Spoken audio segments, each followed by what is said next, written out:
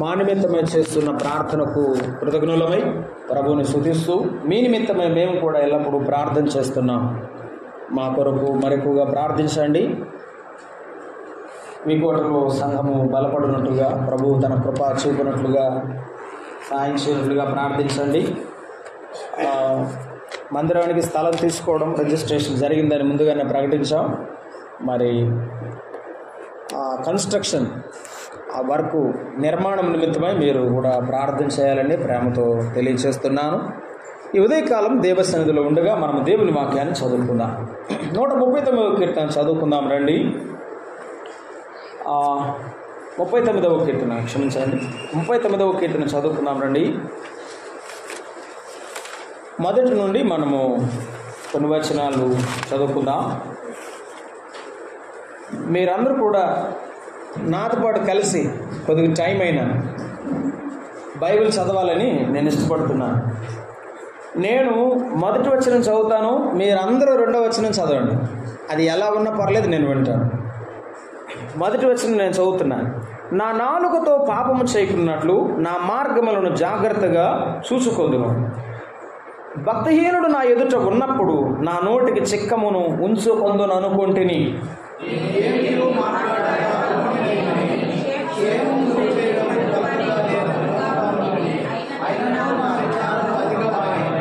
నా గుండె నాలో మండుచుండెను, నేను ధ్యానించుచుండగా మంట పుట్టెను. అప్పుడు నేను ఈ మాట నోరారా పలికితిని.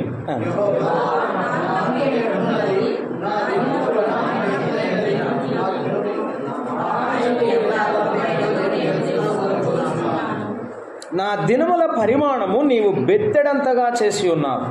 నీ సన్నిధిని నా ఆయుష్కాలము లేనట్టే ఉన్నది. ఎంత స్థిరుడైనను ప్రతివాడును కేవలము వట్టి ఊపిరి వలె ఉన్నాడు.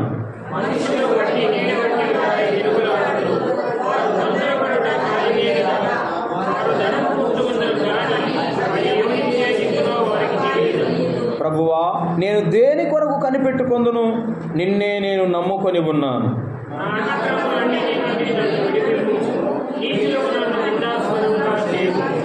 దాని చేసినది నీవే గనుక నోరు తెరవక నేను మౌనినైతిని. నీవు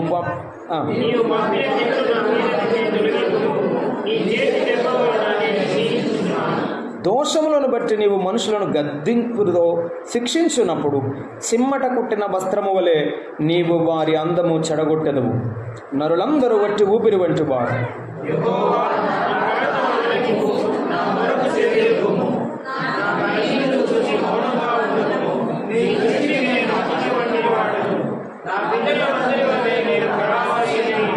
నేను వెళ్ళిపోయి లేకపోక మునుపు నేను తెప్పరిల్లునట్లు నన్ను కోపముతో చూడకము.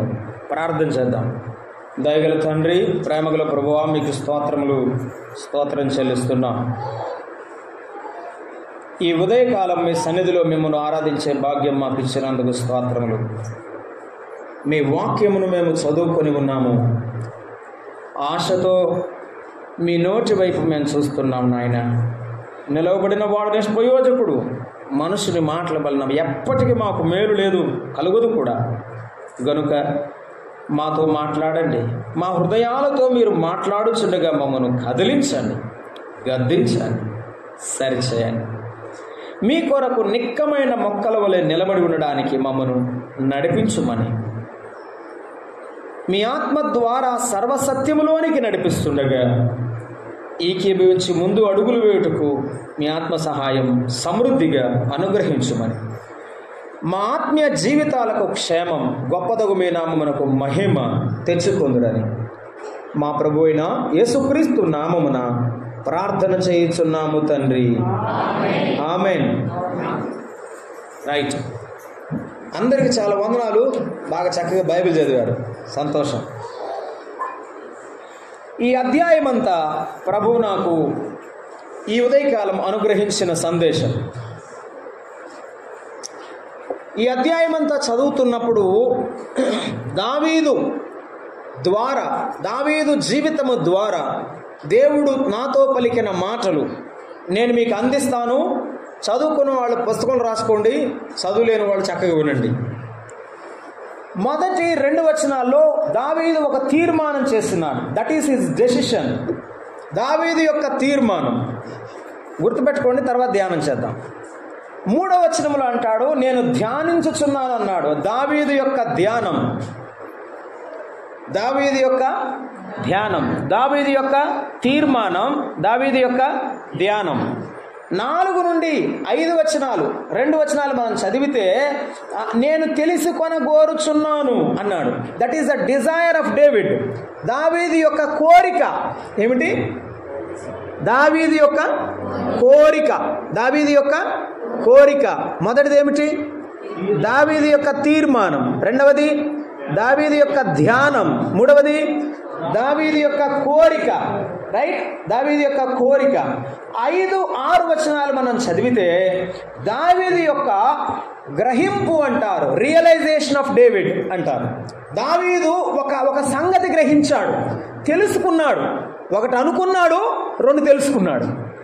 మనం అందరం అంతే కదండి. మొదట ఒకటి అనుకుంటాం, తర్వాత ఒకటి తెలుసుకుంటాం. అమ్మమ్మ కాదు మనం ఎట్లా అనుకున్నాము, ఇది మంచిది కాదు అనుకుంటాం కదా కదా. దావీదు కూడా అదే అనుకున్నాడు.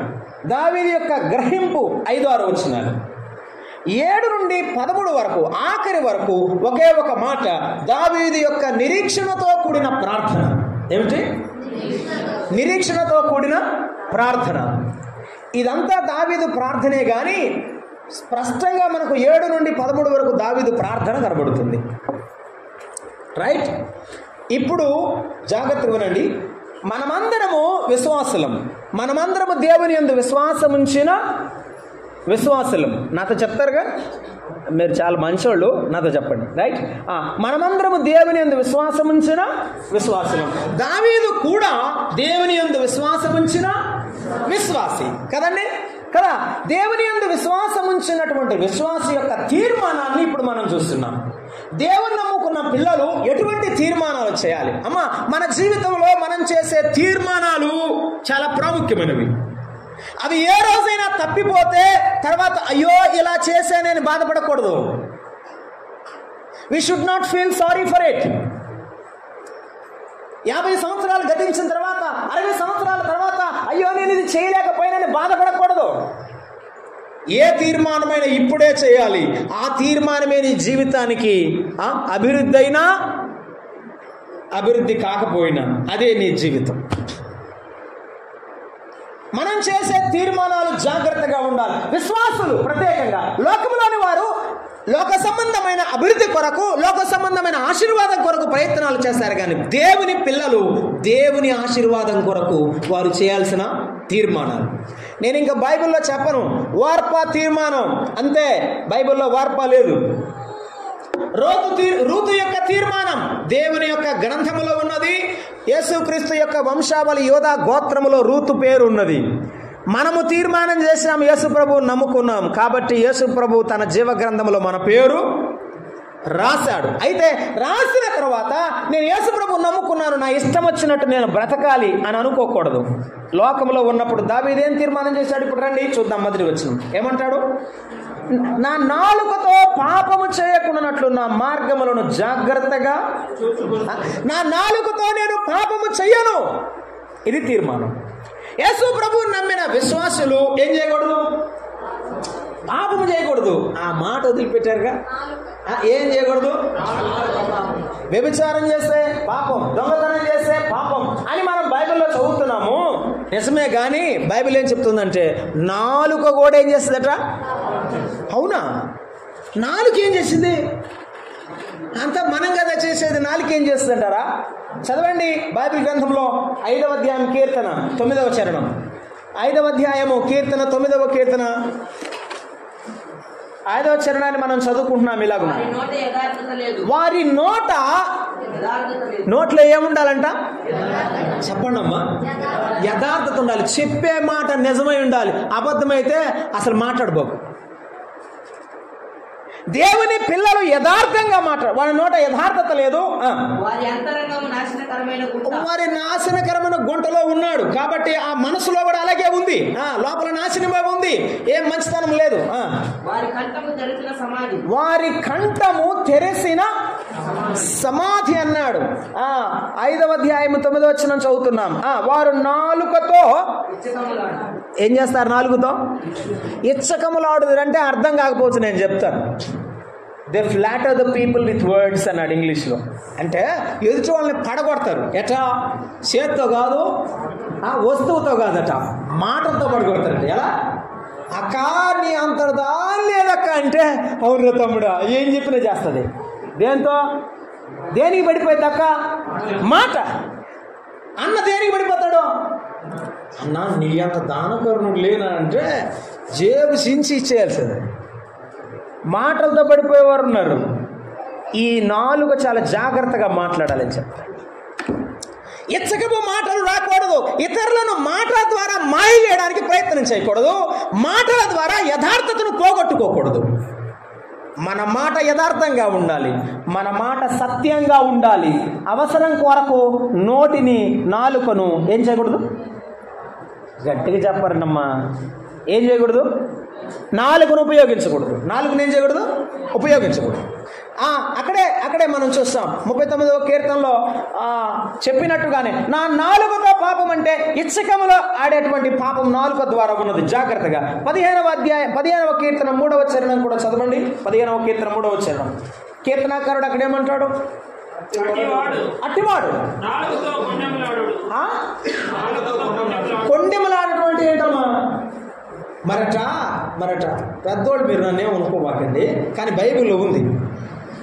ఒక పెద్ద ముసలి వాళ్ళట, వాళ్ళకేం పని ఉండదు కదండి, ఇంటి దగ్గర ఉంటారు. తిన్న తర్వాత ఖాళీగా ఉంటారు కాబట్టి ఈ నుండి ఆయనకి, ఆయన నుండి ఇంటికి వెళ్ళే చెప్తారంటే, నీ కోడలు అట్టు తెలిసినా, నీ అల్లుడు ఇట్టట్టు తెలిసినా అని చెప్పాను. అవునా, నేను ఎంత ప్రేమించాను, ఆశ్రయించిన దారపోసానని చెప్పి ఏం బాధపడిపోతుంటది. ఎవరు చెప్పిన మాటలకి? ఆ నాలుగు చెప్పింది. ఆ నాలుగు చెప్పిన మాటలకి ఆ కుటుంబం ఏమైంది? అత్త కూడా సమాధానం ఉండదు, అల్లుడు అత్తమామలకు సమాధానం ఉండదు, తల్లిదండ్రులకు పిల్లలకు సమాధానం ఉండదు. ఏం వల్ల? ఈ నాలుగు వల్ల. ఈ నాలుగు ఏం చెప్పాలి? మంచే చెప్పాలి. అసలు మన జీవితంలో మనం తీసుకోవాల్సింది మంచి. ఏ వ్యక్తి పరిపూర్ణుడు కాదు. ఏ వ్యక్తి జీవితంలో మంచి ఉంటుందని మనం గ్రహించాలి. చెడ్డ విషయాన్ని మనం వదిలిపెట్టాలి.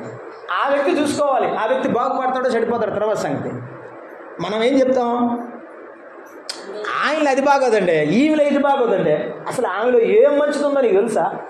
ఆయనలో ఏం మంచితనం ఉందో తెలుసా? దాన్ని మనం వెచ్చించలేము, చూడలేము. మన కళ్ళు అలా ఉన్నాయి. దావీదు అంటాడు, నీ ఎదుట నాలుకతో నేను పాపము చేయకుండా ఉంటాను. ఒక మాట కృతజ్ఞ నిబంధన వెలుగులో చూద్దాం. యాకోబు పత్రిక 3వ అధ్యాయం. ఇప్పుడు చదవండి. ఆ పత్రిక అధ్యాయం 3వ అధ్యాయం మొత్తం అదే ఉంది. అంతా చదివితే మనకు సమయం చాలదు. 3వ అధ్యాయంలో ఏమంటాడు? 2వ వచనం. అనేక విషయాల్లో మనం అందరము తప్పిపోవచ్చున్నాము.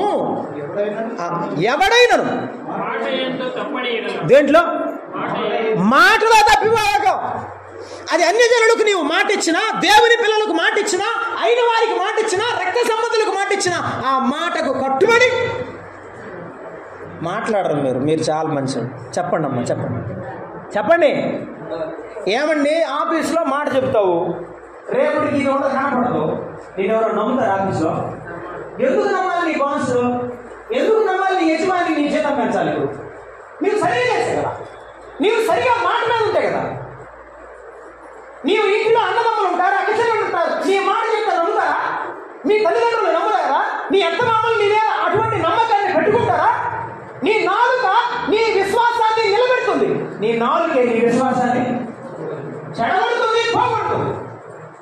కాబట్టి ఏం చేద్దాం? మన నాలుక విషయంలో, మాట విషయంలో ఎలా ఉందా? అక్కడే చదవండి. ఎవడైనానో మాట యందు తప్పని ఎడల అట్టివాడు లోపము లేనివాడు తన సర్వ శరీరమును ఏం చేస్తాడు? చెప్పండి. ఎందుకు ఆ మాట చెప్పాడు? సర్వ శరీరం స్వాధీనమని ఒక మాట చెప్తాం మీకు అర్థమవడానికి. ఒక మాట మీ ఊరు గ్రామ సర్పంచ్ చదివించాడు. సర్పంచ్ గారు, నాకు ఉద్యోగం వచ్చిన తర్వాత నా మొదటి దేశం తీసి ఈ ఊరిలో అభివృద్ధి కోసం ఇచ్చేస్తానని చెప్పావు. దేవుడు కలిగించి ఉద్యోగం వచ్చింది, మొదటి జీతం కూడా వచ్చింది. కానీ మీరు భలే చెప్పారు కదా, ఈ ఎవరికి? సర్పంచ్ గారికి. రెండో నెల వచ్చింది, సర్పంచ్ గారు ఆ దారిని వెళ్తున్నాడు, నువ్వు ఆ దారిని వచ్చావు. ఏం చేస్తా? ఆ దారిని కాకుండా ఇంకో దారిలో దాడుకొని పోతా. ఎందుకు? కనపడితే అది గుర్తొస్తుంది. ఆ మాట గుర్తొస్తుంది కాబట్టి తప్పించుకుందే కాదు. ఇప్పుడు ఈ సర్వ శరీరం ఏమవ్వాలి? ఈ శరీరం అంతా ఏం చేయాలి? తప్పించుకుందే కాదు. ఈ శరీరంలో ఇక చెప్పేదంతా మనం జనానికి అనుకుంటాం, కానీ మనకే తెలియదు. మనం మాట ఇస్తే ఆ మాట మీద ఉన్నప్పుడు దేవుడు నా బిడ్డ మాట కొరకైనా సరే నిలబడ్డాడని దేవుడు ఆనందిస్తాడు. చాలాసార్లు మన జీవితంలో మాటకు పరిమితం అయిపోతాం, కానీ జీవిత సత్యానికి మనం పరిమితం కాలేకపోతాం. ఇది చాలా ప్రమాదం. నేను ఇది చేయగలను, చేస్తాను అని చెప్పినప్పుడు నీ నోటితో జాగ్రత్తగా ఉన్నాడు. ఇక్కడ చాలా మాటలు చెప్పాడు, వాటిని చెప్పాలనుకోవడం లేదు. ఎందుకంటే నాలుగు చాలా చిన్నదే, అది అగ్ని లాంటిది, అగ్గి పుల్ల చాలా చిన్నది, అడవిని మొత్తం తగలబెట్టుద్ది అన్నట్టు అది చెప్పాడు. అదే చెప్పాడు.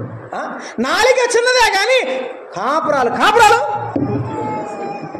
నాశనం చేయమంటే మామూలుగా కాదు.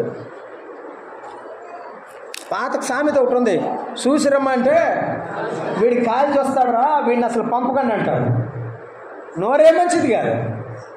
నేను చెప్పాను ఒకసారి, మా బంధువు ఒక ఆయన నేను బెడ్ మీద పడుకున్నప్పుడు వచ్చాడు. అది హాస్పిటల్. నేను ఇప్పుడు నడుస్తున్నానుగా, బాగానే జాబ్ కూడా చేసుకుంటాను. ఆయన వచ్చాడు హాస్పిటల్, నా సొంత బంధువే. ఏమన్నాడంటే, ఇక నువ్వు లేవడం కష్టం, నువ్వు పని చేయడం కష్టం, ఇక ఇంతే నీ పోతానండి హాస్పిటల్లో. అది నోరా బాలే చెప్పండి అనొచ్చా? సరే, నేను లేకపోవడం తర్వాత నీవు మాట్లాడేది ఏం మాట్లాడాలి? ఏమండి, నీవు మాట్లాడే మాటలు మంచివా? ప్రభు అన్నాడు ఇక్కడ యాకోబు పత్రికలో రాస్తూ, కృపాసహితమైన మాట, మీ మాట ఉప్పు వేసినట్టు రుచిగా. ఏమండి, మాట రుచిగా ఉండాలా, కటువుగా ఉండాలా? చెప్పండి తల్లి. రుచిగా. అయ్యా భలే ఉందమ్మా, నిజమే నువ్వు చెప్పిందే కరెక్ట్ అనాలి. నువ్వు చెప్పాలలా. అలా ఇతరులను నీ మాటల ద్వారా ప్రభు వైపు నడిపించాలి. నీ మాటల ద్వారా దేవుని బిడ్డని రుజువుపరచాలి. ఇవి చేయడం లేదు మనం. అందువల్లే దేవుని పిల్లలంటే నమ్మకం లోకంలో రాను రాను తగ్గిపోతుంది. ప్రజల మీద, దేవుని బిడ్డల మీద నమ్మకం అనేది లేకుండా పోతుంది. ఇంకొక మాట అన్నాడండి, ఈ నోరు ఎటువంటిదంటే 9వ వచనంలో, మనమట దీనితో తండ్రి అయిన ప్రభువుని స్తుతించుము. ఇప్పుడు మనం స్తుతించినట్టు. అవునండి, దీనితోనే దేవుని పోలికగా పుట్టిన మనుషులను శపింతుము. అమ్మా ఏమ్మా శపిస్తున్నారు ఎవరన్నా? అస్సలు మాట్లాడము మీరు. ఎక్కమ్మా మీతో మీ పాస్ గారికి దండం పెట్టచ్చు. నిజంగా నా వల్ల కావట్లేదు. చెప్పండి, శపించచ్చా? చెప్పరేమ్మా గట్టిగా. శపించకూడదు. రాజును నీ మనసునందైనా శపింపవద్దు. రాజును నమ్ముకున్న దేవుని పిల్లలు కాదు. రాజు అంటే నమ్ముకుని ఉండొచ్చు, నమ్ముకోవచ్చు. నీ మనసునందైనా శపించవద్దు. నీ అధికారిని నీవు శపించవు. దేవుని వాక్యం చెప్పే మాట ఇది. ఈ నోటితోనే పాటలు పాడతావు, ఈ నోటితోనే ప్రార్థన చేస్తావు, ఈ నోటితోనే దేవుని పిల్లలని పొగుడుతావు. కానీ వెంటనే కోపం రాగానే ఒక ఆయన బూతులు తిడుతున్నాడు కారులో. మేము పార్తలకి వెళ్ళి వస్తా ఉన్నాం. నేను ఇటు చూస్తున్నా. ఆయన అన్నాడు, అన్న అది ఓత పదమలే అన్నాడు. ఓత పదమా? నోటికి వాత పెట్టాలి. ఓత పదమా? ఎలా పడితే అలా తిట్టి, ఇలా తిట్టాను పర్లేదులే అంటావా? ఎలా తిడతావుండి? నాకు అర్థం కాదు. ఏం చేసావు? అమ్మా ఈ చేతులకి సిలివేసావు, మళ్ళీ చేతులు పైకి లేస్తాయా? మాట్లాడలేదమ్మా, లేవకూడదు. ఈ కాళ్ళకి చెప్పు సిలివేసావు, కాళ్ళు మళ్ళీ పైకి ఎగుతాయా? తంతానికి లేవు కదమ్మా. మరి నోటికి సిలివేయరా? మాట్లాడరమ్మా మీరు. మాట్లాడాలి. సిలివేసావా? నోటికి సిలివేస్తే ఈ నోరు లేచి మాట్లాడకూడదు. అందుకని ఈ నాలుగుతోనే మనం మనుషులను సంపాదిస్తాం, ఈ నాలుగుతోనే పోగొట్టుకుంటాం. అందుకే ఒక సూత్రం చెప్పాడు అక్కడ ఆయన 3వ అధ్యాయంలో. ఏమని? నా సహోదరుడారా, ఇలాగ ఉండకూడదు. ఒక్క నోటి నుండి ఆశీర్వచనం, ఒక్క నోటి నుండి శాపవచనం బయలు వెళ్ళకూడదు. ఒక్క నీటి బుగ్గలో తీయని నీరు, చేదు నీరు ఊరతాయా? ఊరవు కదా. ఒకే బావిలో చేదు నీళ్లు, తీయ నీళ్ళు వస్తాయా? రావు కదా. మన నోట్లో ఎందుకు అది? ఒకవేళ ఎదుటివారు మనం దూషించిన మౌనంగా ఉండడానికి ప్రయత్నించండి, ప్రార్థన చేయండి. ప్రయత్నం చేయడం చేత కాకపోతే గదిలో తలుపేసుకొని అక్కడే మోకాళ్ళ మీద ఏడ్చి ప్రార్థన చేయండి. ప్రభువు నీకు నెమ్మదైన దీర్ఘశాంతం ఇస్తాడు. దావీదు అంటాడు, నా నోటితో పాపము చేయకుండానట్లు నా మార్గములను జాగ్రత్తగా. నా మార్గం ఏ మార్గం? నాది పొలానికి వెళ్ళే మార్గం, నాది ఆఫీస్కి వెళ్ళే మార్గం, నాది ఇంటికి వెళ్ళే మార్గం, నాది ఆ బంధువులను కలిసినప్పుడు ఫంక్షన్స్కి వెళ్ళే మార్గం. ఎక్కడికైనా ఏం జాగ్రత్త? నోరు జాగ్రత్త. ఏం జాగ్రత్త? లోకంలో ఒక సామెత ఉంది, నోరు మంచిదైతే. అరే బలి చెప్పారే. ఇప్పుడు మనకి ఎంతమంది మంచోళ్ళు అయ్యారు ఊర్లో? మన నోటితో ఎంతమంది ఊర్లో మనం సంపాదించాం, అది మనకు ముఖ్యం. పొలానికి వెళ్ళినప్పుడు మనతో వారు వీడు కావాలరా, మనం వెళ్దాం పొలం, వీటితో పాటు మన వారి ప్రార్థన వాళ్ళు చూసుకుంటారు. మనకెందుకులే, కానీ వాడు మంచోడు, మనం తీసుకెళ్ళాం అంటారా? వాడు అసలు వద్దురా బాబు, మన ముఠాకే వద్దు, మన యొక్క గ్రూపులోనే వద్దు అసలు వాడు అంటారా? లోకంలో వాళ్ళు మనల్ని ఏమంటారు? దేవుని సన్నిధిలో మనం ఉన్నాం, ప్రభు మనతో మాట్లాడుతున్నాడు. మనము కొందరినైనా ప్రభు కొరకు సంపాదించడానికి మన జీవితాన్ని జాగ్రత్తగా కాపాడుకోవాలి. మన భక్తి జీవితాన్ని కాపాడుకోవడానికి నోరును కాపాడుకోవాలి.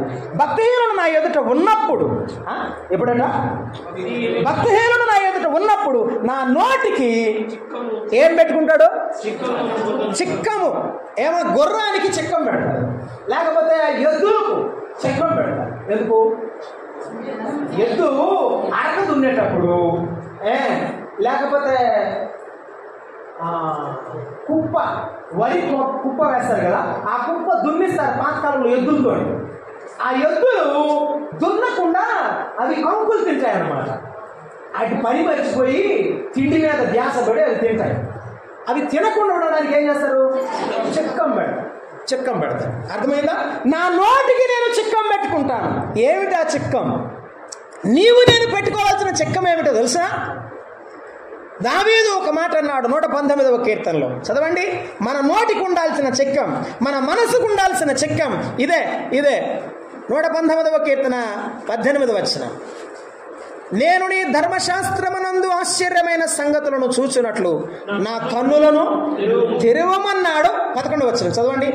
119 చేయకుండానట్లు నా హృదయములో నీ వాక్యం ఉంచుకున్నాను. నా నోట్లో ఏముండాలి? దేవుని వాక్యం. నీ నోట్లో ఏముండాలి? దేవుని వాక్యం. అప్పుడు వాక్యము నోట్లో ఉంటే వాక్యం వస్తుందా? బూతులు వస్తాయా? వాక్యమే రావాలి.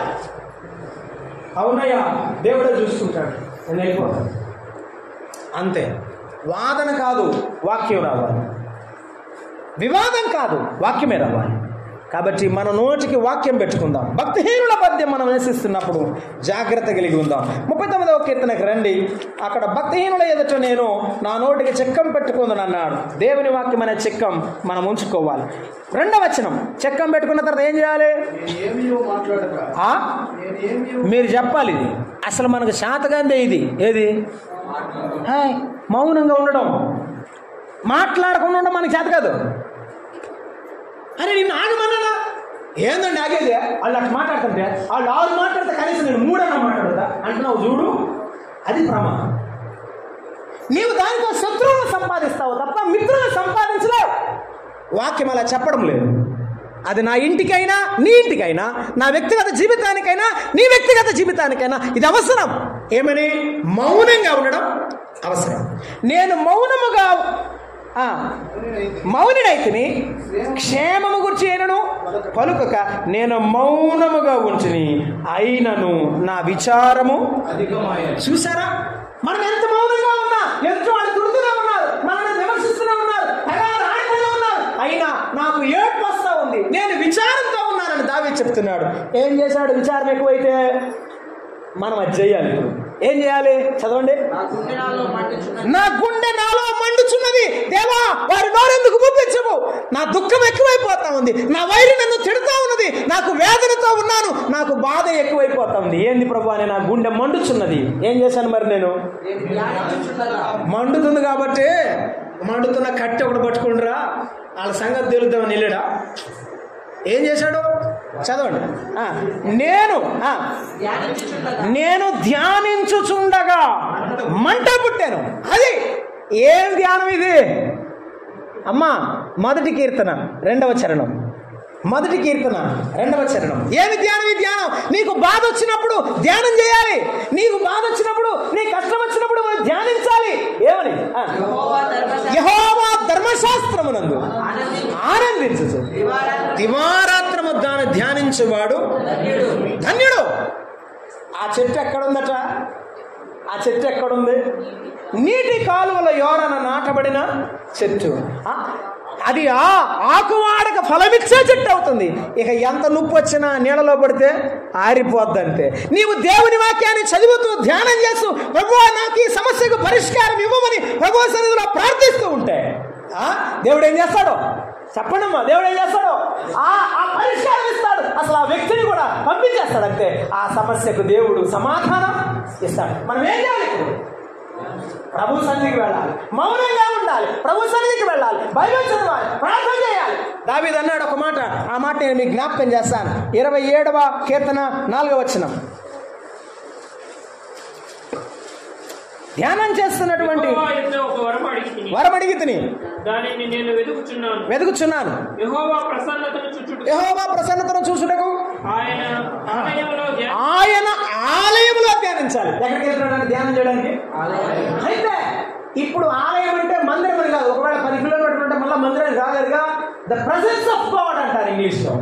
తెలుగులో దేవుని సన్నిధి. ఆలయం అంటే దేవుని సన్నిధి.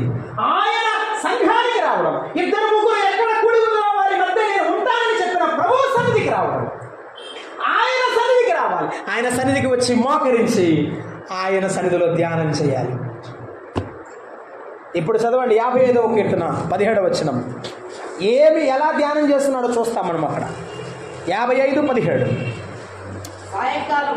సాయంకాలమున ఉదయమున మధ్యాహ్నమున నేను ధ్యానిస్తూ మళ్ళీ చదువు ఆ మాట చదువు. అయ్యా చదువు. ఎలా ధ్యానిస్తున్నాడు? సాయంకాలం, ఉదయం, మధ్యాహ్నం. నీకెప్పుడు ఖాళీగా ఉంటే అప్పుడు బైబిల్ చదువు. చదవగలిగితే చదువు, చదవలేకపోతే మా ఊర్లో బైబిల్ కొట్టమా రూపాయి ఇచ్చి మనవాడికి బైబిల్ చదివించుకుంటుంది. పొగాకుకో సుట్టకో 100 డబ్బులు ఇచ్చి కేసరాలు అని తెప్పించుకొని సొంతగా ఉంటున్నారు. తాగుతున్నారా? నేను అందరూ తాగలేదు. అవసరమైతే వాళ్ళంటే ఆకు ఒక్క 5 రూపాయలు 10 రూపాయలు ఇచ్చి, నేను సమాజపూర్వకంగా చెప్తాను, దైవభక్తి పూర్వకంగా చెప్తాను. ఇప్పుడు నేను చూశాను, కాలేజీలో పని చేస్తున్నాను, ఎంతమంది పిల్లలు పళ్ళని పూర్తిగా పుచ్చిపోయి ఉంటాయో. కుర్ర పిల్లలండి పళ్ళు పుచ్చిపోయాయి. ఎవరిస్తారా పిల్లల్ని? ఎవరిస్తారు పిల్లలు? నీకు పుచ్చిపోయి పళ్ళు అమ్మాయి లోకంలో అంతేగా. అవి ఎందుకు తిననేలా? పళ్ళు పుచ్చనేలా? నెంబర్ 1 లోకంలో మాట, దేవుళ్ళలో మాట. అసలు నీవు ఆకు ఒక్క తినడమే మానుకోలేకపోతే దేవుని కోసం ఏం మానుకుంటావు? నాకు అర్థం కాదు. అర్థమవుతుందా? ఆకు ఒక్కే మానుకోలేకపోతే దేవుని కోసం అన్ని విడిచిపెట్టానని మళ్ళీ ప్రార్థన ఎట్లా చేస్తావు? ఇందాక పాట పాడుతున్నారా దేవుని? సమర్పణ చేయము ప్రభువునకు నీ దేహము. అయ్యో దేహం ఇచ్చావా? ఇస్తే మరి ఆకు ఒక్క ఇవ్వలేదే, వదిలిపెట్టలేదే? లోకంలో వాళ్ళు చాలా మంది చాలా నిష్టగా ఉంటారు. దేని లేదానికి నిష్ట. శనివారం భోజనం చేద్దామంటే కోడి అక్కడ విడిచిపెట్టి వచ్చాడు ఒక ఆయన. కోడి ఎక్కడో విడిచిపెట్టాడంట. ఏది శనివారం అన్నం తినడానికి, ఏది చికెన్ తినడానికి. శనివారం విడిచిపెట్టాను తినని చెప్పాడు. ఏమి లేదానికి అంత నిష్టగా ఉంటే జీవములు దేవుని కోసం ఎంత నిష్టగా బ్రతకాలి? బతుకుదా? బతకాలా లేదా? బ్రతుకుదామా వద్దా? బ్రతుకుదాం. ప్రభువు కొరకు నిష్టగా బ్రతుకుదాం. ఉన్న దాంట్లో నీతిగా బ్రతుకుదాం. దావీదు చెప్తున్న మాట, నేను దేవుని సన్నిధిలో ధ్యానం చేస్తాను. ఉదయం, మధ్యాహ్నం, రాత్రి అన్ని వేళలలో ఏ సమయం వచ్చినా ఏం చేయాలి? చెప్పాలి, ధ్యానం చేయాలి. ప్రభువు సన్నిధిలోనికి వెళ్ళాలి. ఏ సమయం ఖాళీగా ఉంటే కళ్ళు మూసుకో. అయ్యా నేను పెద్దదాన్ని అయ్యా, నా కళ్ళు మందగించి నేను ఏం చేయలేనంటావా? కళ్ళు మూసుకుని ప్రార్థన చేయి. నీ మనవుడికి వస్తుంది, నీ మనవరాలకు వస్తుంది, కొడుకు వస్తుంది, పిల్లలకి వస్తుంది. ప్రార్థన చేస్తూ చదువయ్యా. ధ్యానించు మొర్ర పెట్టుకుంటున్నాడు. ధ్యానం చేస్తా ఏం చేస్తున్నాడు? మొర పెడుతున్నాడు. దేవా నాకు ఈ సమస్యకు పరిష్కారం ఏమన్నాడు. ఇప్పుడు 39వ కీర్తనలో దావీదు చేస్తుంది కూడా అదే. ఇంత కష్టం వస్తే, ఇంత వేదన శోధన వస్తే నా నోరు మూసుకున్నాను, నేను నీ సన్నిధిలో అడుగుకుంటున్నాను అంతే. నేను ఎవరిని అనడం లేదు. ఇది దావీదు యొక్క తీర్మానం. మనం ఏం చేయాలి? మనకు కష్టాలు వచ్చినప్పుడు ఎవరిని నిందించవద్దు. దేవుని సన్నిధిలోనికి వెళ్ళి ప్రార్థన చేద్దాం అంతే. దేవుని సన్నిధిలో వాక్యాన్ని ధ్యానం చేద్దాం. వాక్యము ఆయన పరిష్కారం ఇస్తాడు. లేకపోతే ప్రార్థన ద్వారా దేవుడు నిన్ను దర్శించి నీకు పరిష్కారం ఇస్తాడు అంతే.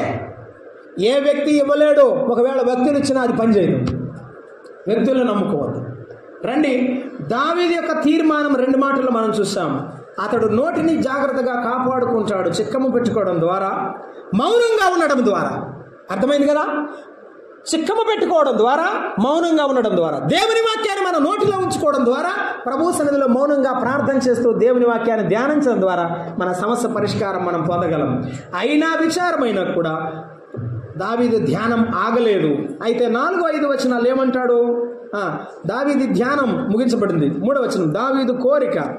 యెహోవా 4వ వచనం నా అంతము ఎట్లున్నది, నా దినముల ప్రమాణం ఎంతైనది నాకు తెలుపుము, నా ఆయువు ఎంత అల్పమైనదో నేను తెలుసుకొన కోరుచున్నాను. నా దినముల పరిమాణము నీవు బెత్తిరెంతగా చేసి ఉన్నావు, నీ సన్నిధిని నా ఆయుష్కాలము లేనట్టే ఉన్నది. ఎంత స్థిరుడైనా ప్రతివాడు కేవలం ఒట్టి ఊపిరి వలె ఉన్నాడు. 5-6 వచనాల్లో దావీదు కోరిక ఏమిటంటే నేను తెలుసుకొన కోరుచున్నాను. ఏం తెలుసుకోవాలి చెప్పండి? 2 మాటలు. 1 నా అంతము ఎట్లున్నదో, 2వ మాట నా దినముల పరిమాణము ఎంతో. నేను ఎంతకాలం బతుకుతానో నేను తెలుసుకోవాలనుకుంటున్నాను. నేను చివరికి చనిపోయేటప్పుడు ఎట్లుంటానో, ఎప్పుడు చనిపోతానో, ఎలా చనిపోతానో నేను తెలుసుకోవాలనుకుంటున్నాను. ఇట్లాంటి ప్రార్థన ఎవరు చేసినట్టు నేను వెళ్ళా ఎప్పుడో ఇక్కడే ఉన్నా. నా దినముల అంతం ఎట్లుండునో నాకు నేర్పు. నా బ్రతుకు దినములు లెక్కించ నేర్పుము, దేవా ఈ భూమిని వీడు కడియ నాకు చూపుము, ఇంకొంతకాలము ఆయుష్షు పెంచుము, దేవా నా బ్రతుకు మార్చుకుందును సమయము నిమ్ము. చూడండి, ఈ పాట నువ్వు నేను ఎప్పుడు పాడుకోవాలి? ఈ ప్రార్థన ఎప్పుడు మనం చేయాలి? ప్రభువా నా జీవితాన్ని పొడిగించు, నేను నా జీవితం మార్చుకుంటా, నాలో ఉన్న చిన్న చిన్న పొరపాట్లను మార్చుకుంటా. దావీదు చేస్తున్నటువంటి ఈ ప్రార్థనలో మాటలో మనం చూస్తున్నాము, నా దినముల అంతం ఎట్లుంటుందో నాకు చూపించిన ఆయన. చాలామంది అంతాన్ని గురించి ఆలోచించరు. ఏం గురించి ఆలోచిస్తారు? ఇక కింద అంతా అదే మనుషులు చేసే ఆలోచన. ఆయుష్కాలం గురించి వారి ఆలోచన. నీ సన్నిధిని నా ఆయుష్కాలం. ఏమంటే మూడో మాట ఇది. ఒక మాట ఏమో లోకంలో నేను ఎంతకాలం బతుకుతాను, అదొకటి. నా యొక్క కాలం నా చివరి దినాలు ఎట్టా ఉంటాయి, అది. 3వది నీ సన్నిధిలో నా ఆయుష్కాలం. ఈ మాట మీకు అర్థం అవ్వాలంటే నేను చెప్పాల్సిందే ఒక వివరణ. కొంతమంది లోకంలో 80 ఏళ్ళు బతికారు అనుకోండి, 30 ఏళ్ల పాటుగా దేవుడు నమ్మలేదు. ఎన్నేళ్ళు యేసుప్రభు సన్నిధిలో ఉన్నట్టు? 50 ఏళ్ళు ఉన్నట్టు. 80 ఏళ్ళు దేవుడు ఇస్తే 50 ఏళ్ళు ఉన్నట్టు. ఒకవేళ 60 ఏళ్ళు బతికాడు, 59వ సంవత్సరం నమ్ముకున్నాడు. ఎన్నేళ్ళు దేవుడి సన్నిధిలో ఉన్నట్టు చెప్పరేమ్మా? 1 సంవత్సరమేనా? యేసుప్రభుని ఆరాధించింది, యేసుప్రభు సన్నిధిలో ఆనందంగా గడిపింది, ఆయన సన్నిధిలో ఆ యొక్క ఉత్సాహం, ఆనందం, ఆశీర్వాదాలు అనుభవించింది 1 సంవత్సరమేనా? అందుకే ఒక ఆయన పాట పాడాడు. ఏమని? సూపంతా పోయాకట, ఏమట? సూపంతా పోయాక చదవాలనుంది నీ వాక్యం, స్వరమంతా పోయాక పాడాలన్న నీ పాట. ఇప్పుడు ఏమొస్తాయి? పళ్ళు ఊడిపోయా, కళ్ళు కనపడకపోయా, ఏమి రాకపోయా. ఇప్పుడు ఏం చేస్తావు? ఏం చేయలేవు. కనుక ఓపిక ఉన్నప్పుడే, ఆరోగ్యం ఉన్నప్పుడే ఏం చేయాలి? దేవుని సన్నిధిలో గడపాలి. దేవుని సన్నిధిలో గడపాలి. దావీదు యొక్క కోరిక ఏమిటంటే, నా దినముల ప్రమాణం ఎంతో చెప్పు. అందుకే 90వ కీర్తనలో మోషే భక్తుడు ఒక మాట అన్నాడు. చదవండి, చదువుతారన్నమాట. 90వ కీర్తన, 90వ కీర్తన మనం జ్ఞాపకం చేసుకుంటాం. 90వ కీర్తన మోషే భక్తుడు ప్రార్థన చేస్తూ ఈ మాట మాట్లాడుతూ అంటున్నారు. ఏమని? మా యొక్క సంవత్సరములు అని చెప్తున్నాడు. మా ఆయుష్కాలము చదువుతారా? 10వ వచనం. మా ఆయుష్కాలము 70 సంవత్సరం, 80 సంవత్సరాలే. అయినను వాటి వైభవము ఆయాసమే దుఃఖమే. ఎంతకాలం బతికినా బాల్య దినములు గతిస్తాయి, యవ్వన దినములు గతిస్తాయి. ప్రసంగి గ్రంథం 10వ అధ్యాయంలో చెప్పాడు. ఏమవుతుందట? బాల్యము గతించిపోవును, నడిప్రాయము గతించిపోవును, ఏదో ఒక రోజు ముసలుడు అవ్వాలి. ఈ లోకాన్ని విడిచిపెట్టాలి. ఎలా విడిచిపెడతావు? ఎలా బతుకుతున్నావు? ఇంకా ఇక ముందు ఎలా బతకాలనుకుంటున్నావు? అది ఆలోచించి. దేవుని నమ్మిన ప్రతి విశ్వాసికి ఈ ఆలోచన ఉండాలి. ఎలాగోలకు బతికేస్తామండి అంటున్నారు లోకంలో వాళ్ళు. కాదు, దేవుని నమ్మిన పిల్లలు అలా అనుకోండి. దేవుని కొరకు నేను ఎలా బ్రతకాలి? నా సన్నిధి, నీ సన్నిధిలో నా ఆయుష్కాలం ఎంత? అవును, కోరహు కుమారులు 89వ కీర్తనలో ఇలాగన్నారు. నీ సన్నిధిలో ఒక్క దినం గడుపుట, నీ ఆలయంలో ఒక్క దినం గడుపుట 1000 దినముల కంటే నీకు 8,000 దినాలు కావాలి. ఇప్పుడు యేసు ప్రభు సన్నిధిలో అయ్యో నేను బతుకున్నంత కాలం యేసయ్యతో ఉండాలయ్యా, అది అలా కోరుకో. దినదినం కోరుకో. యేసయ్యకు దినదినం ప్రార్థన చేయి. ప్రభువా నీలో బలంగా ఉండాలి, దినదినం నేను ఎదగాలని ప్రార్థన చేయి. నీ సన్నిధిలోనే నా ఆయుష్ అంతా. ఇశ్రాయేలు 40 ఏళ్ళు అరణ్యంలో దేవుని యొక్క అగ్ని స్తంభం, మేఘ స్తంభం మధ్యలో నడుచుకుంటూ వెళ్ళారు. 40 సంవత్సరాలు దేవునికి ఇష్టంగా బతికారా? బతకలేరు. ఒకసారి మాంసం లేదని ఏడ్చారు, ఒకసారి నీళ్లు రాలేదని ఏడ్చారు, ఒకసారి ఆకాశం వెళ్తున్నారు. ఎందుకని? ఏదయ్యా ప్రార్థన చేస్తే పూలు వెళ్ళేస్తాను, పూలేరు ఉడకట్లేదు. ఆగండి, దేవుడు ఇచ్చిన సమయం వస్తుంది, అప్పుడు పడుతుంది అంటే ఆగాడు. ఆగి ఆత్రం ఆపుకోలేక నాలంటమ్మ మీరు మంచివాడు 4-5 బుట్టలు లోపల పెట్టుకుంది. దేవుడు ఏం చెప్పాడంటే, ఏ పూటకు ఆ పూటే కూర్చుకో, ఎక్కువ పెట్టుకుంటే కుళ్ళిపోతాయి అని చెప్పాడు. ఈ 4-5 బుట్టలు లోపల పెడితే పురుగులు పెట్టేశారు, ఆరేసింది. అంతే మన జీవితం కూడా అంతే. ఏనాటి నీరు ఆనాటికే. మనము నిన్నటి వారం, మనము నేటి వారము కాదు. ఇంకా ఈ నేడు గడవలేదు. కాబట్టి ప్రభువా బ్రతికి ఉంటే నీ చిత్తమైతే ఇది చేస్తాను, అది చేస్తానని చెప్పండి. కానీ 100 అయినా 106 సముద్రం సూర్యుడు తూర్పు ఉదయించిన పైన పడమట్లు అస్తమించిన, లేకపోతే పడమట్లు ఉదయించినా కూడా నేను మాత్రం వస్తానక్క అని చెప్పగలను. ఏం చెప్పాలి? ప్రభువు చిత్తమైతే వస్తాను, దేవుడు అనుకూలమిస్తే వస్తాను. ప్రార్థన చేయండి, ప్రయత్నం చేయండి, అలా రండి, అది మంచిది. కానీ మనుషులు చేసిన ప్రమాణాలు మనం చేయకూడదు. ఒకవేళ అది దేవుడి చిత్తం కాకపోతే తర్వాత బాధపడదు. అయ్యో మాట ఇచ్చాను చేయలేకపోయాను. అవును కదా? కాబట్టి దావీదు చెప్పిన మాట ఎలా ఉందంటే, నా దినముల అంతమేదో చూడు, నా ఆయుష్కాలం 70 సంవత్సరాలు. నేను చూస్తున్నాను నా దినాలు నీవు లెక్క పెట్టినాయి. నీవు ఎన్ని దినాలు దేవుల్లో బలంగా ఉంటే అన్ని దినాలే ప్రభు కోసం బతికినట్టు. నువ్వు 80 ఏళ్ళు బతికినా ఒక 20 ఏళ్ళే గట్టిగా విశ్వాసంగా బతికా వరకు ఆ రోజులే లెక్క పెడతాడు దేవుడు, అన్ని రోజులు లెక్క పెట్టడు. అర్థమవుతుందని చెప్పేది. ఏమండి 30 రోజులు నేను కూలింగ్ చేస్తే 30 రోజులు జీతం వెళ్తారండి. 20 రోజులు చేస్తే 20 రోజులు ఎత్తారు, 30 రోజులు ఇవ్వండి. అలాగే దేవుని సన్నిధిలో ఎంత భక్తిగా ప్రతి దినం రాజు దినం కాపాడుకుంటే నీ భక్తి నిలబడినట్టు. ఈ రోజు బలంగా ఉండి రేపు పడిపోయి ఎదురు పైకి లేచి ఆ తర్వాత పడిపోయి మళ్ళీ లేచి ఇట్లా కుదరదు. చేస్తే తీర్మానం దేవుని పిల్లలుగా చేయాలి. ఒకవేళ అలా చేయలేదనుకో మనం ఏమంటామంటే, అరే ఈ నా కడుపు నెట్ట పుట్టాడు రా అంటాం మనం లోకంలో వాళ్ళు. ఎందుకు? నా మన పిల్లలే, ఎవరినో కాదు. అసలు వీడికి నా లక్షణం ఒక్కడు కూడా రాలేదు, అసలు నా ఇంట్లో తెలుగా అంటాం మనం. అప్పుడప్పుడు అంత కోపం వచ్చింది మనమే అలా అంటే యేసయ్య ఎన్నిసార్లు అనాలి మనల్ని? చెప్పండి అమ్మా, ఎన్నిసార్లు అనాలి? ఎన్నోసార్లు అనాలి. కానీ యేసయ్య ఏమనడం లేదు, వెళ్ళిపోండి అని ఆయన అనడం లేదు, రమ్మంటున్నాడు. కానీ సరి చేసుకోవడానికి అవకాశం ఇస్తున్నాడు.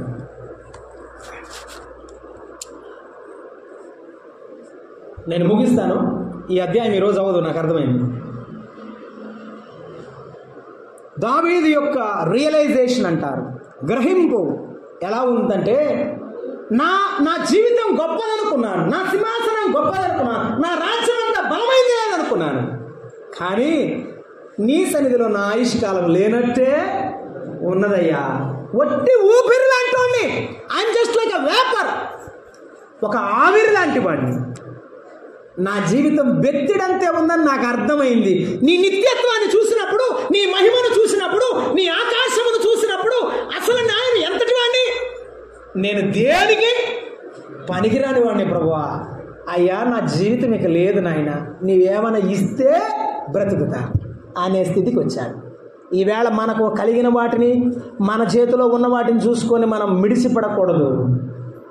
మన ప్రభు యొక్క ఔన్నత్యాన్ని, మహిమను చూసినప్పుడు మనం చాలా తక్కువ మనం ఎంచుకొని తగ్గించుకొని ప్రభు సన్నిధిలో మనం ఉండాలి.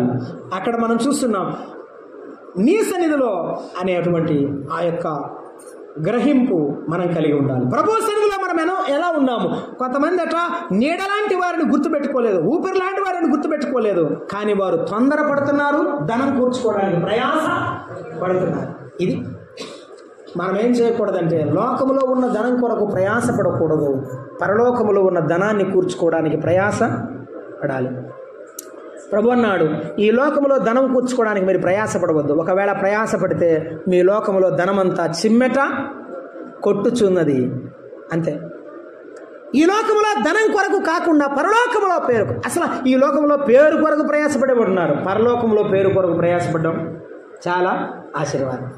అందుకే ప్రభువారు ఈ లోకంలోనికి వచ్చినప్పుడు ఏమైనా ప్రయాసపడ్డా? లేదు. మనను ప్రేమించి మన కొరకు ప్రాణం ఇవ్వడానికి ఆయన ప్రయాసపడ్డాడు. ఆయన సిలువ మోసేటప్పుడు ప్రయాసపడ్డాడు, రక్తము చిందించినప్పుడు, కొర్రాలు కొట్టబడుచున్నప్పుడు ఆయన మన కొరకు పడిన ప్రయాస ఎంతో గొప్పది.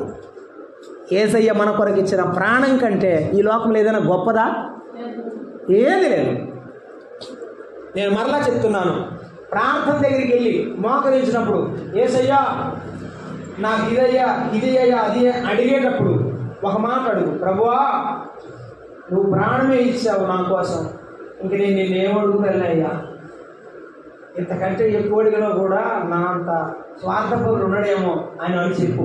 నిజంగా అలాగే ప్రార్థన చేయి. దేవుడు నీకు కావలసిన వాటి అన్నింటిని ఆయనే ఇస్తాడు. బైబిల్ చెప్పిన మాట ఉన్నది, మీకు ఏమి కావాలో మీ పరలోకపు తండ్రికి తెలుసు. ఆయన అవసరాలు తీస్తాడు, ఆశలు కాదు అని చెప్తున్నా. అవసరాలు తీరుస్తాడు, ఆశలు కాదు, కొంచెం కోరికలు కాదు. కొండ మీద పోతుందా, ఆకాశంలో చంద్రుడిదా అని అంటుంటారు అప్పుడు పిల్లలు. మనం తేలేము, మనం వాళ్ళకి బట్టలు ఇవ్వగలం, భోజనం పెట్టగలం, అన్నీ చేయగలం. కానీ పరలోకపు తండ్రి అన్నీ ఇవ్వగలడు, కానీ తన చిత్త ప్రకారంగా, తన సమయానికి అనుకూలంగా, తన సంకల్పాన్ని బట్టి ఆయన నెరవేరుస్తాడు. ప్రభువు కొరకు మనం ఎదురు చూద్దాం. ఒక మాట, మనము నోటిని, నాలుకను జాగ్రత్తగా కాపాడుకుందాం. నోటికి వాక్యం ఉంచుకొని మనుషులతో మాట్లాడదాం. రెండవ మాట అదేమిటంటే, విచారం ఎక్కువైతే ధ్యానం చేద్దాం, ప్రార్థన చేద్దాం, ప్రభువు పరిష్కారం ఇస్తాడు. మన జీవితం యొక్క అంతమును గురించి ఆలోచన చేద్దాం. ఈరోజు బాగుంది కదా అని మనం శరీరమును మరచి విశ్వాస జీవితాన్ని విడిచి ఎలా పడితే అలా బతకకూడదు. ప్రభువుకు లెక్క చెప్పాలి. ఈ దేహం ఇచ్చాడు, లెక్క చెప్పాలి. భయం కలిగి బ్రతుకుదాం. కనుక ప్రార్థన చేద్దాం. ప్రభు తన వాక్యాన్ని మన వెనుకల్లో దీవించును గాక. ప్రార్థన చేద్దాం. అమ్మా, తల్లి, ప్రేమైన చెల్లి, అక్క, అన్న, తమ్ముడా, దేవుడు మనకు దేహం ఇచ్చాడు. దీంట్లో ఏ విధమైన మలినమైన అపవిత్రమైనది ఏదైనా ప్రవేశిస్తుందేమో, దీని ద్వారా ఏదైనా చేయకూడని పాపం, పాడు పని ఏమైనా అవుతుందేమో ఆలోచన చేయి. అవును నాయన, నాలో ఏ చెడు ఉండకూడదు నాయన, నీవు మాత్రమే ఉండాలి, నన్ను నీవు నడపాలి, నీ ద్వారా నేను దీవించబడాలి. అయ్యా నాకు ఇది చాలు, నా ఇంటికి, నా కుటుంబానికి, నా జీవితానికి ఇది చాలు అని ఈ మధ్యాహ్నం వేళ ప్రార్థన చేస్తావా? అమ్మా, ప్రార్థన చేస్తావా? ఇప్పుడే ఎలుగెత్తి ప్రార్థన చేయి. ప్రభువా, నా జీవితం నీకే అంకితం అని ప్రార్థన చేయి. ప్రేమగల తండ్రి, దయాళుడా, మీకు వందనాలు. ఈ మధ్యాహ్న కాల సమయంలో మాతో మాట్లాడిన మీ ప్రతి మాటకు నీరు కట్టి ఫలింపు దయచేయమని, ఆశీర్వాదకరంగా మార్చి దీవించమని, మీ నామమునకే మహిమను ఆపాదించుకుంటూ యేసు ప్రభు నామమున ప్రార్థన చేస్తున్నాం తండ్రి. ఆమేన్. అందరికీ వందనాలు.